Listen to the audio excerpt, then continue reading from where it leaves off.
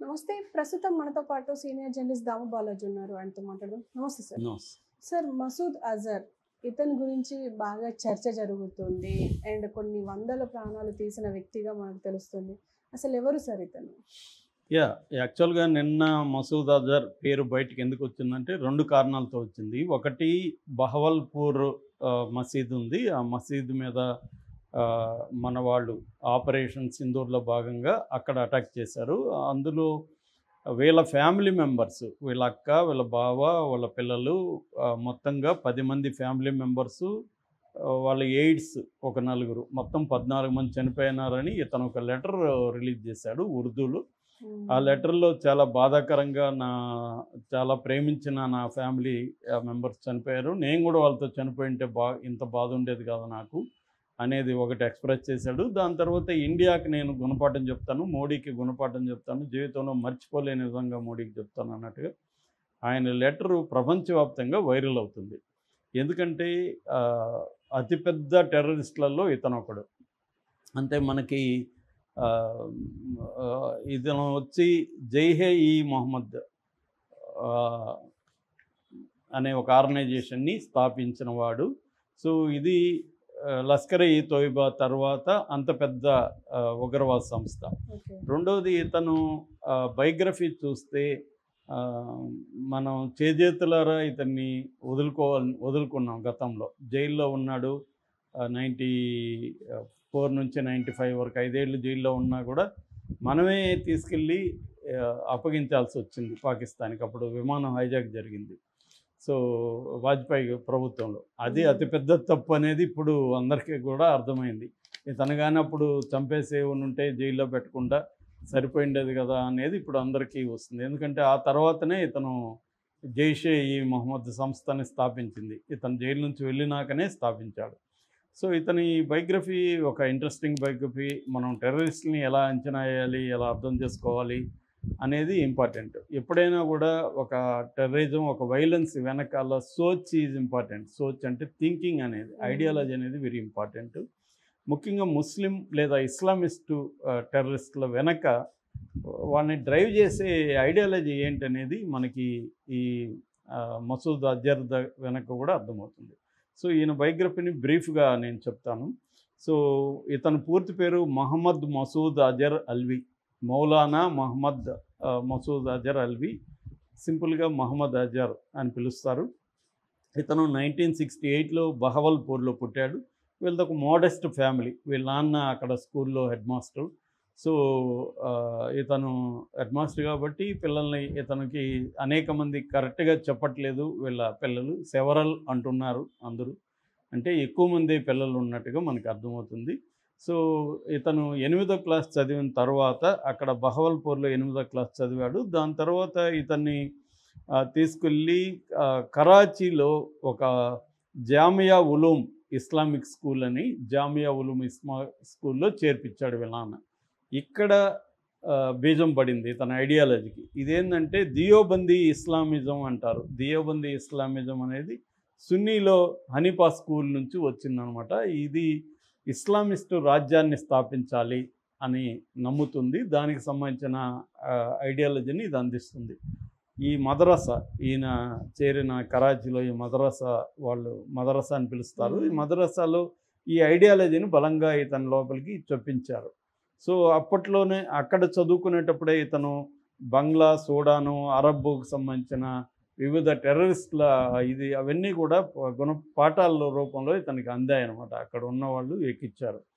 So అట్లా ఈయన మనకి పాకిస్తాన్కి ప్రధాన శత్రువు ఇండియా అని, కాశ్మీర్ మందని, కాశ్మీర్ని మనం ఎప్పటికైనా స్వాధీనం చేసుకోవాలి, ప్రతి పాకిస్తానీ కర్తవ్యము మన కాశ్మీర్ మనం స్వాధీనం చేసుకోవాలనే ఒక ఐడియాలజీని ఈ స్కూల్లోనే అతనికి బాగా ఎక్కించారు. ఆ తర్వాత ఇతను డిగ్రీ కంప్లీట్ చేశాడు. చేసిన తర్వాత ఇతను గ్రాడ్యుయేషన్ 1989లో గ్రాడ్యుయేషన్ అయిపోయింది. అయిపోయినాక హర్కత్ ఉల్ ముజాహిదీన్ అనే ఒక సంస్థ, ఉగ్రవాద సంస్థ ఇది, దాంట్లో జాయిన్ అయ్యాడు. అప్పట్లో ఉన్న ప్రపంచవ్యాప్తంగా ఉన్న జియో పాలిటిక్స్ ఏంటంటే ముఖ్యంగా సోవియట్ యూనియన్ విచ్ఛిన్నమైంది, రష్యా ఏర్పడుతుంది 90స్లో. అయితే ఆఫ్ఘనిస్తాన్లో సోవియట్ యూనియన్ ఇంకా అక్కడ రష్యన్ కమాండ్ పనిచేస్తున్నాయి. రష్యాకి అమెరికాకి మధ్య అక్కడ వార్ జరుగుతుంది.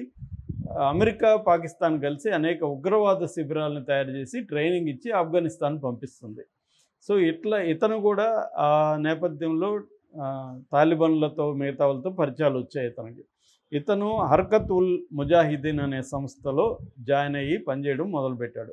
అయితే ఆ సంస్థ రిక్వైర్మెంట్ ఏంటంటే దాంట్లో ఎవరైనా పనిచేయాలంటే 40 రోజులు ఫిజికల్ ట్రైనింగ్ తీసుకోవాలి. అయితే తను ఫిజికల్గా బలహీనుడు. అప్పటికి తనకి వయసు 21 సంవత్సరాలు. బలహీనుడు ఉన్నాడు కాబట్టి ఇతనికి ఒక సదా ఈ ముజాహిద్ అనే పత్రిక, వాళ్ళ పత్రికలో ఈ పనిచేయమని తనకి అప్పగించారు ఆ డ్యూటీ, జర్నలిస్ట్గా. సో ఇతను జర్నలిస్ట్ అవతారం ఎత్తాడు. అక్కడ పనిచేశాడు. దాని తర్వాత హర్కమ్ ఉల్ అన్సార్ అనే ఇంకొక సంస్థలో చేరాడు. ఆ సంస్థలో త్వరలోనే అతను జనరల్ సెక్రటరీ అయిపోయాడు ఆ సంస్థకి. ఎందుకంటే తనకి ఆరేటరీ స్కిల్స్ చాలా బాగున్నాయి, బాగా చదువుకున్నాడు, ఐడియాలజీ బాగా వంట పట్టించుకున్నాడు. సో విద్యార్థులకి, యంగ్స్టర్స్కి ఇతను ఇండాక్ట్రినేట్ అంటారు, అంటే వాళ్ళ మైండ్స్ బ్రెయిన్ వాష్ చేసి వాళ్ళని ఉగ్రవాదులుగా మార్చేసే స్కీమ్లో ఉన్నాడు అనమాట ఇతను. అది ఎఫిషియెంట్గా చేయగలుగుతాడు. దాంతో వీళ్ళేం ఈ సంస్థ హర్కత్ ఉల్ అన్సార్ అండ్ హర్కత్ ఉల్ ముజాహిదీన్ ఈ రెండు కూడా కలిసి పనిచేసేవి. వీళ్ళు ఇతన్ని 25 ఏళ్ల వయసులో లండన్ పంపించారు. అక్కడ వెళ్ళి కొన్ని కాంటాక్ట్స్, ఎందుకంటే తను ఇంగ్లీష్ బాగా మాట్లాడగలడు, లాంగ్వేజ్ ఉంది, నాలెడ్జ్ ఉంది కాబట్టి అక్కడికి పంపించారు. సో ఇతను లండన్లో పోర్చుగీసు పాస్పోర్టు, దొంగ పాస్పోర్ట్తో లండన్ వెళ్ళాడు. అక్కడ అనేక మంది టెర్రరిస్టులను కలిశాడు. అక్కడే ఇతనికి అల్ఖైదా, తర్వాత ఆఫ్ఘనిస్తాన్ టెర్రరిస్టులు వీళ్ళంతా మంచి పరిచయాలు వచ్చింది. ఒక ఇంటర్నేషనల్ నెట్వర్క్ ఆఫ్ టెర్రరిజంతో ఇతనికి పరిచయాలు వచ్చాయి. అక్కడ అనేక మందితో ఇతను ఇంటరాక్ట్ అవ్వడం, చాలామందిని ఇతను ఇంప్రెస్ చేశాడు, చాలా పరిచయాలు వచ్చాయి. దాని తర్వాత 1994లో జనవరిలో 29న ఇండియాకి వచ్చాడు ఇతను. ఇండియా ఆ సంస్థ తరపున, హర్కత్ ఉల్ అన్సార్ తరపున ఇండియాలకి పోర్చుగీస్ పాస్పోర్ట్ ఉంది తన దగ్గర. వీసా మాత్రం బంగ్లాదేశ్ వీసా ఉంది. ఈ వలీ అదం వీసా అంటారు దాన్ని. ఈ వలీ అదం వీసా ఢాకాలో తీసుకున్నాడు, ఇండియాకు వచ్చాడు. ఇండియాలో అడిగినప్పుడు నేను గుజరాతీ, నేను ఇట్లా బంగ్లాదేశ్లో ఉంటున్నాను, అక్కడి నుంచి ఇటు వచ్చానని చెప్పాడు. అయితే ఇతని మీద కొంత నిఘా పెట్టారు, డౌట్ వచ్చింది వీళ్ళకి. దాంతో ఇతన్ని కాశ్మీర్లో ఫిబ్రవరి 11న అనంతనాగ్లో అరెస్ట్ చేశారు. అరెస్ట్ చేసి ఇతన్ని అక్కడే జమ్మూలో జైల్లో పెట్టారు. జమ్మూలో దాని పేరు వచ్చి కాట్ బల్వాల్ జైలు జమ్మూలో పెట్టారు. సో పెట్టిన తర్వాత అప్పటికే ఇతను అమెరికా దీంట్లో కూడా ఉన్నాడు. FBI కూడా వచ్చి తనని ఇంట్రాగేట్ చేసింది.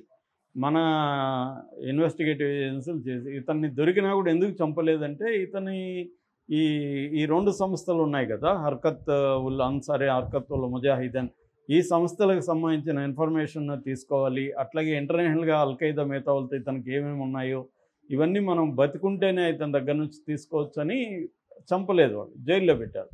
అయితే ఆ జైల్లో ఉన్నప్పుడు కూడా ఇతన్ని విడిపించాలని సొరంగం కూడా తవ్వడానికి ట్రై చేశారు ఒకసారి. ఆ సొరంగం ఫెయిల్ అయింది.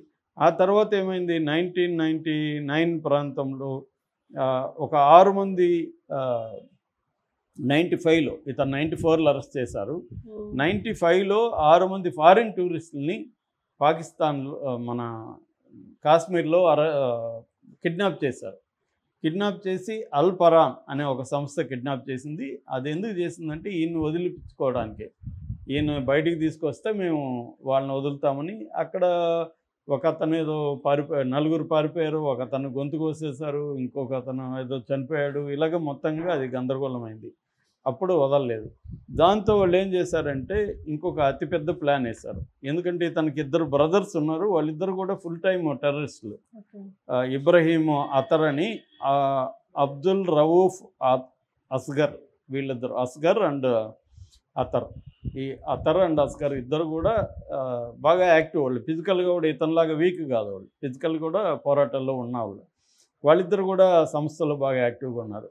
వాళ్ళ ఆధ్వర్యంలో ఏం చేశారంటే IC-814 అనే ఒక ఫ్లైట్, అది కాఠ్మండు నుంచి ఢిల్లీకి వస్తుంది. ఆ ఫ్లైట్లో వీళ్ళు ఎక్కి 154 మంది క్రూ అండ్ ప్యాసింజర్స్ ఉంటే వాళ్ళని హైజాక్ చేశారు. ఆ ఫ్లైట్ని హైజాక్ చేసి కాందహార్ తీసుకెళ్లారు. ఎందుకంటే ఆఫ్ఘనిస్తాన్లో వీళ్ళ అనుకూలమైన ప్రభుత్వం ఉంది కాబట్టి అక్కడ తీసుకెళ్లారు. మొత్తం 7 రోజుల డ్రామా నడిచింది అప్పుడు. ఓకే. సో దాంతో చివరికి అప్పుడున్న వాజ్పేయి ప్రభుత్వం తలొగ్గింది. వాళ్ళ డిమాండ్ ఏంటంటే 3 తీవ్రవాదులను విడిచిపెట్టాలి. అందులో మసూద్ అజర్ ఒకడు, తర్వాత అహ్మద్ ఒమర్ అని ఒకరు, ముస్తాక్ అహ్మద్ అని ఒకరు, మొత్తం 3 విడిచిపెట్టాలని వాళ్ళు డిమాండ్ చేశారు. చాలా వ్యతిరేకించారు చాలామంది.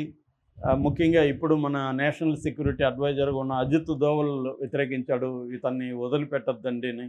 అట్లాగే ఫరూక్ అబ్దుల్లా వ్యతిరేకించాడు, అప్పట్లో ఎన్సిపి లీడర్ అయిన నేషనల్ ఇది. తర్వాత జమ్మూ కాశ్మీర్ పోలీస్ చీఫ్ శేష్పాల్ వైద్ ఆయన తీవ్రంగా వ్యతిరేకించాడు. వీళ్ళని వదలడం అంటే మన దేశానికి చాలా నష్టం జరుగుతుంది ఫ్యూచర్లో, వీళ్ళని వదలొద్దండి అని.